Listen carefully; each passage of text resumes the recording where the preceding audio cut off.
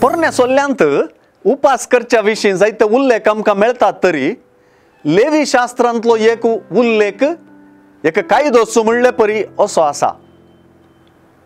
हो तुमकां एक शाश्वत कायदो।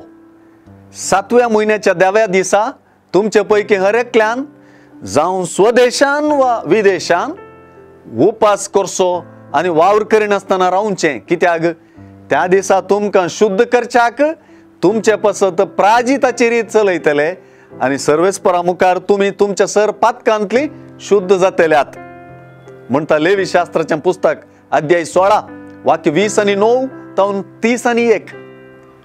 अशें पातकाच्या प्राजिता खातीर उपास करची रिवाज जुदेवांमध्ये आसली।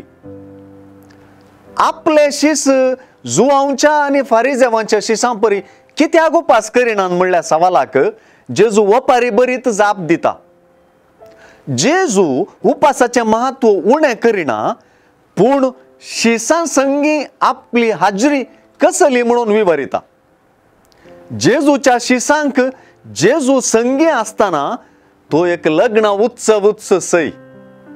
होरेत जेजूक कुर्सायतना वा काण व्हरतना ताचे शिस उपास करतले म्हणलें एक प्रावादी उतर जाता। जेजूची शिकवण ताचे वपारींत नवो वायन जावन विवरिला। पोरण्या मनोभावान हो जेजू म्हणलो नवो वायन स्वीकारूंक जावचो ना। जेजूचे शिकवणेचो हो नवो वायन स्वीकार करूंक नवे मनोभाव रुपीत करची गरज जेजून दाखोवन दिल्या।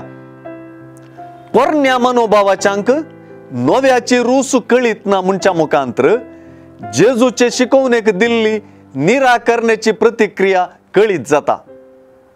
जेजून हाडलेले नवे साव आपणावंक हांगासर आमकां उलो आसा।